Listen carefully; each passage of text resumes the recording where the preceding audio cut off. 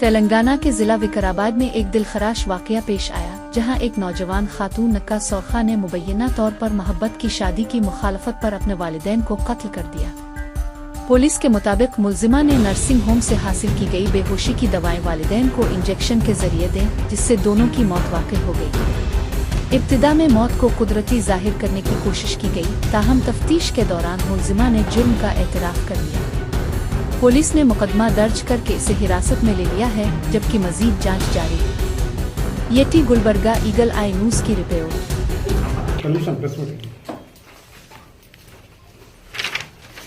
బంట్వారం మండలము యాచారం గ్రామానికి చెందిన నక్కలి అశోక్ యొక్క ఫిర్యాదు మేరకు ఆ ఫిర్యాదులో తన తల్లిదండ్రులకు అప్పుల బాధ అయిండు అని చెప్పేసి తల్లిదండ్రులు వాళ్ళ ఫాదర్కు గుండెపోటు వచ్చిందని చెప్పేసి గుండెపోటును చూసి వాళ్ళ ఫాదర్ చనిపోయిన దాన్ని చూసి వాళ్ళ భార్య లక్ష్మి అనేట ఆమె కూడా చనిపోయిందని చెప్పేసి ఫిర్యాదు రావడం జరిగింది.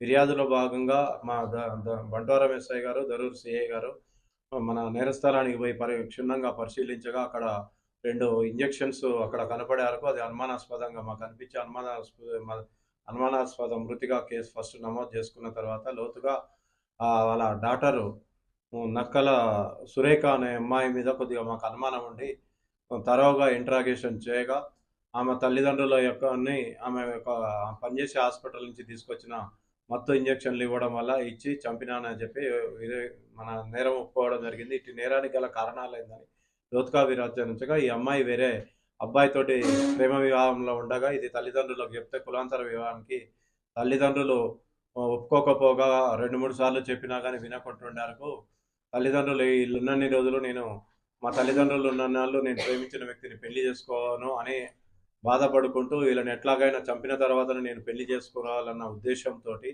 వాళ్ళ తల్లిదండ్రుల పథకంలో భాగంగా 24వ తారీఖు సాయంత్రం సంగారెడ్డిలోని హాస్పిటల్ నుంచి వాళ్ళ ఊరు యాచారం గ్రామానికి సాయంత్రం 6 గంటలకు రావడం జరిగింది. ఆ తదుపరి వాళ్ళ తల్లిదండ్రులు ఆ సమయంలో పొలం దగ్గరికి పోయి రాత్రి ఇంటి దగ్గరికి వచ్చిన తర్వాత వాళ్ళ అమ్మ అన్నం వండి పెట్టిన తర్వాత, అమ్మ నీకు ఒంటి నొప్పులు ఉన్నాయి కదా, నేను డాక్టర్ని అడిగి మత్తు ఇంజక్షన్లు తెచ్చాను, నీకు మత్తు ఇస్తా అని చెప్పేసి వాళ్ళ మదర్కు ఇంజక్షన్ ఇవ్వడం జరిగింది. ఇంజక్షను డోస్ కంటే ఎక్కువ డోస్ ఇస్తే ఇమీడియట్గా క్షణాల్లో చనిపోతారని తెలిసి ఆమెకు నాలెడ్జ్లో ఉన్నది కాబట్టి వాళ్ళ మదర్కు ఇంజక్షన్ ఇవ్వగానే ఇమీడియట్గా పడుకున్నది. ఆ సమయంలో వాళ్ళ తండ్రి ఇంటి బయట చలి కాగడం జరుగుతున్నది.